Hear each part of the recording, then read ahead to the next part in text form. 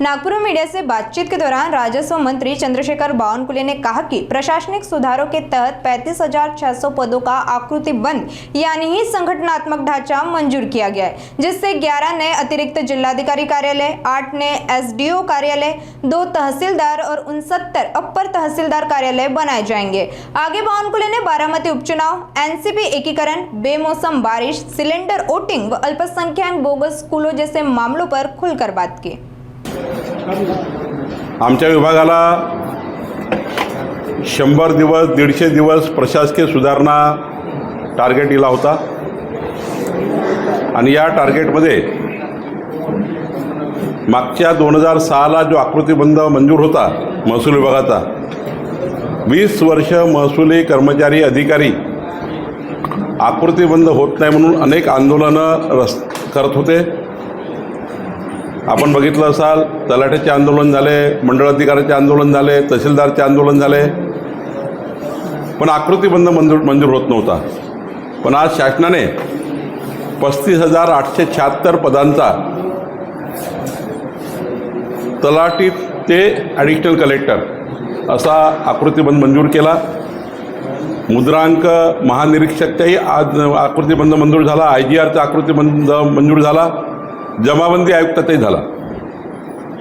आता या आकृतिबंधामध्ये नव्याने 11 ॲडिशनल कलेक्टर कार्यालय, त्यामुळे नागपूरमध्ये आहे एक ॲडिशनल कलेक्टर कार्यालय, सोबत 8 ADO कार्यालय, 8 नवीन ADO कार्यालय, 69 अप्पर तहसीलदार कार्यालय व 2 तहसीलदार कार्यालय नव्याने शासनाने मंजूर केले। आणि यामधून आता जिल्हाधिकारी आणि विभागीय आयुक्त बसून सीमांकन होणार आहे आणि मग कुठलं हेडक्वार्टर असलं पाहिजे अप्पर तहसीलदारचं, कुठलं हेडक्वार्टर 8 प्रांताचं असेल ते हेडक्वार्टर, 11 ॲडिशनल कलेक्टर दिले त्याचे हेडक्वार्टर काय असेल, हा निर्णय आता त्याची प्रशासकीय पुनर्रचना लवकरच होईल। पण मला या गोष्टीचा अभिमान आहे की देवेंद्र फडणवीसचं सरकार गतिमान सरकार, पारदर्शी सरकार आणि लोकाभिमुख सरकार म्हणून जे जनतेला प्रशासकीय कामाकरता हेलपाट्या मारावं लागतं आणि एकंदरीत विकसित भारत 2047चा संकल्प आपण करताना प्रशासकीय सुधारणा हा अत्यंत महत्त्वाचा भाग हा प्रशासनाचा असतो, शासनाचा असतो। यापूर्वी शासनाने केलेल्या निर्णयाच्या व्यतिरिक्त माननीय देवेंद्र फडणवीसजीचं सरकार, आमचं सरकार हे प्रशासन जोपर्यंत मजबूत होणार नाही त्याला पूर्ण पाठिंबा मिळणार नाही, पूर्ण ताकद प्रशासनाच्या मागे सरकार उपलब्ध करणार नाही, तोपर्यंत अधिक गतिमान शासन होणार नाही। आणि म्हणून हा एक ऐतिहासिक आकृतिबंध 20 वर्षानंतरची महसूल कर्मचाऱ्यांची लढाई आता ही संपलेली आहे आणि एक मोठा त्या ठिकाणी हातभार महसूल विभागाला लागलेला आहे।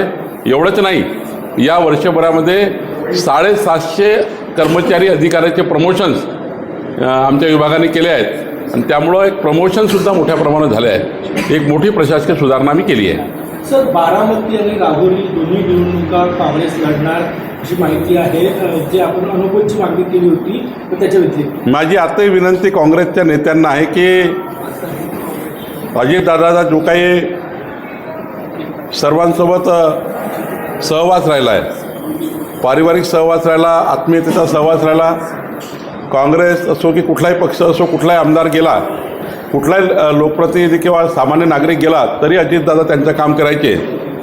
अजितदादांची ही सीट आहे आणि काँग्रेसने अनेक वर्ष अजितदादासोबत सहवास केला आहे। अजितदादाच्या आयुष्याचे 75% राजकारण त्यांनी काँग्रेसच्या नेत्यांच्या सहवासामध्ये केलेलं आहे आणि त्यामुळं काँग्रेसच्या नेत्यांना माझी मागणी आहे की या ठिकाणी ही सीट अनपोज करावी। हां, ते लढतायत राहुरीमध्ये, तिथे लढू द्या, काय अडचण नाही आम्हाला, तिथे आम्ही लढू, त्यांचा तो अधिकार आहे। पण बारामती मात्र आमच्या वहिनी सुनेत्रा पवारजी यांची निवडणुकीत सर्वांनी अनपोज करावी अशी विनंती काँग्रेसला माझी आहे। काँग्रेसला रासप आणि वंचितची पण या बारामतीच्या निवडणुकीबद्दल साथ मिळते असं चित्र आहे त्यांना? नाही, माझी विनंती आहे रासपच्या लोकांनाही, वंचितच्या लोकांना, सर्वांनाच की अजितदादांचा जो तुमचा सहवास राहिला आहे सर्वांचा, आणि जर अजितदादाला आपण ही वारसा संपलत नाही आहे अजूनही अजितदादाच्या आठवणी आपल्या सर्वांना तेवत राहणारा आयुष्यभर. किमान या माध्यमातून, या निवडणुकीच्या माध्यमात तरी काँग्रेसने आपलं मोठंपण दाखवावं. राष्ट्रवादी संदर्भामध्ये एक मोठी बातमी पुढे आली. विलिनीकरण कुठल्याही पद्धतीने शक्य नाही आहे, सुनेत्रा पवार यांनी जसे संकेत दिलेले आहे. त्यामुळे राष्ट्रवादीची ही चर्चा जी आहे ही जवळपास संपल्यात जमा आहे. नाही, मला असं वाटतं हा निर्णय माननीय सुनेत्रा पवारजीच करतील. त्यांनी केलेला निर्णयच हा अंतिम असतो. शेवटी त्या अध्यक्ष आहे पक्षाच्या, आणि त्यामुळं त्या ज्या सांगतील तेच खरं आहे. राज्यात अवकाळी पावसामुळे मोठ्या प्रमाणात नुकसान झालं, पुण्यातही झालेलं आहे. खरं तर या सगळ्या परिस्थितीमध्ये कसं त्यांना बाहेर काढलेली असेल? नाही, मी एवढंच म्हटलं की कालही सांगितलं की 2 गोष्टी आहेत. अवकाळी पावसामध्ये जो आमचा स्टँडिंग GR आहे, ADRF NDRFचे नॉर्म्स आहेत, त्याप्रमाणे सर्व शेतकऱ्यांना नुकसान भरपाई देण्याचे आदेश आणि सर्वे करण्याचे आदेश माननीय मुख्यमंत्री देवेंद्र फडणवीसजींनी कॅबिनेटमध्ये दिले, मुख्य सचिवांना दिले, आणि सर्वच पालकमंत्र्यांनी त्या ठिकाणी विषय मांडले परवाच्या कॅबिनेटमध्ये. तर यांना नुकसान भरपाई देण्याचा निर्णय झाला. आणि दुसरं मी म्हटलं होतं, धनदांडगे शेतकरी म्हणजे काय, फार्म हाऊस आहे, फार्म हाऊससाठी कर्ज उचललं आहे, त्यांना कर्जमाफी होऊ नये. मी असं म्हटलं आहे की मोठी मडसडीत काळ घेतली, त्याच्याकरता 1 कोटी कर्ज उचललं, त्यांना कर्जमाफी होऊ नये. माझा आक्षेप सर्वसाधारण शेतकऱ्याकडे छोटा गाडी आहे त्याचा नाही आहे, ट्रॅक्टर आहे, गाडी आहे, 4 व्हीलर गाडी आहे, ते ठीक आहे, पण फार्म हाऊससाठी कर्ज उचललं आहे, शेतात मोठं घर बांधलं त्याकरता कर्ज उचललं आहे, ते कर्ज माफ होणार नाही.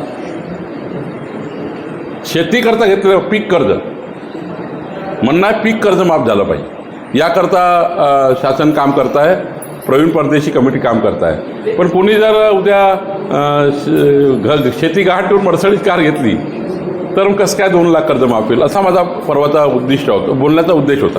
सर, सुषमा अंधारे यांनी गंभीर आरोप केला की भोंदूबाबा खरात यांनी 2 नेत्यांच्या फोटोवर जी फुली केली होती, ते पहिलं अजितदादा होतं, दुसरं देवेंद्र फडणवीस यांचा फोटो होता, असं सुषमा अंधारे म्हटले. हे अत्यंत गंभीर आहे. सुषमा अंधारेजी काय बोलल्या मला काही माहिती नाही. बोलले असेल तर जादू टोण्याने कधी माणसाचा ॲक्सिडेंट होतो का? कुणावरही काही फुली मारली, असे जर लोक मरायला लागले फुलीवर, तर मग जो खरा ठरवेल तो मरेल. याला अर्थ नाही आहे. या भोंदूगिरीला, जादूटोण्याला अर्थ नाही. जादूटोणा, भोंदूगिरी पापच आहे. त्यामुळं सुषमा अंधारे म्हटलं फुली मारली तर ते त्याच्याने जातं होतं काही, असे काही ॲक्सिडेंट फुली नाही होत.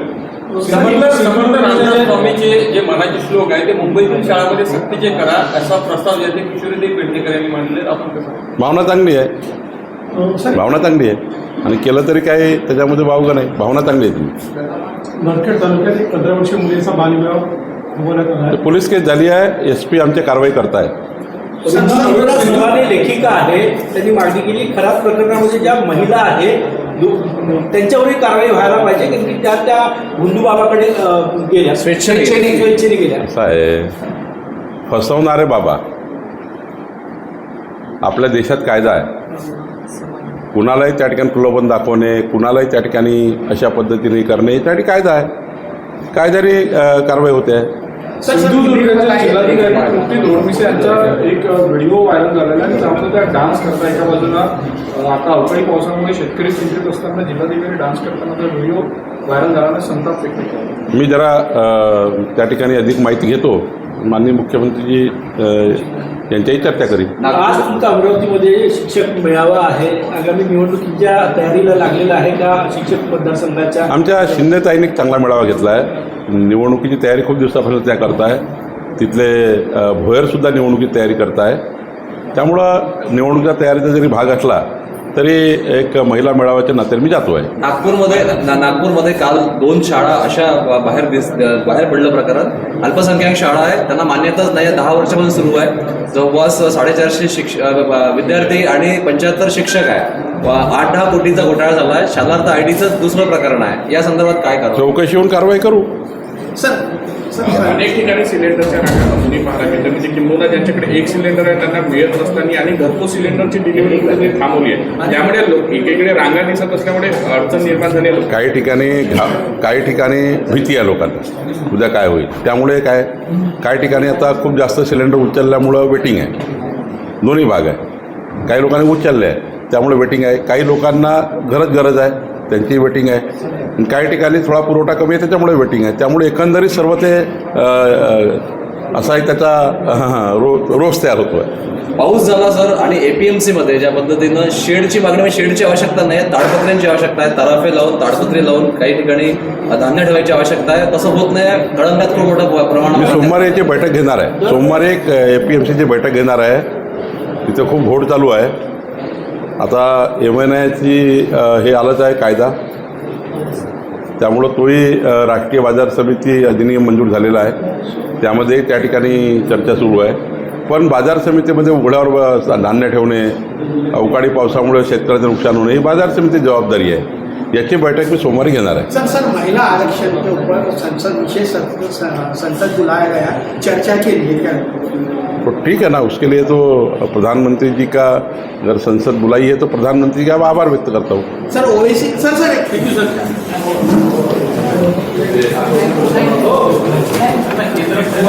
और